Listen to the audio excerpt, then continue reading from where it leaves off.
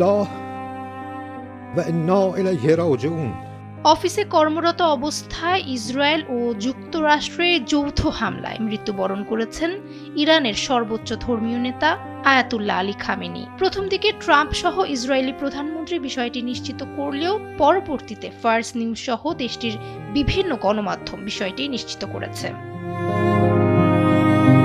ইরানি সংবাদ সংস্থা ফার্স জানিয়েছে, সর্বোচ্চ নেতা আয়াতুল্লাহ আলী খামেনির ওপর 28 ফেব্রুয়ারি ভোরের দিকে তার অফিসে নিজ দায়িত্ব পালন করার সময় হামলা চালানো হয়। এরপরেই মৃত্যুর কোলে ঢলে পড়েন খামেনি। যৌথ এ হামলায় ইরানের সর্বোচ্চ নেতা আয়াতুল্লাহ আলী খামেনির মেয়ে, জামাতা ও নাতি নিহত হয়েছেন। 1 মার্চ ইরানি সংবাদ মাধ্যম ফার্সের বরাতে আল জাজিরা এ তথ্য জানায়। বাংলাদেশ সময় রোববার মধ্যরাতে সামাজিক যোগাযোগ মাধ্যম ট্রুথ সোশ্যালে একটি পোস্ট করেছিলেন মার্কিন প্রেসিডেন্ট। সেখানে তিনি বলেছিলেন, ইতিহাসের সবচেয়ে নিষ্ঠুর ব্যক্তি খামেনি নিহত।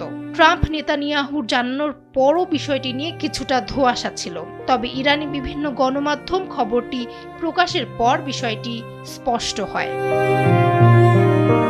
ডেস্ক রিপোর্ট, সময়ের আলো।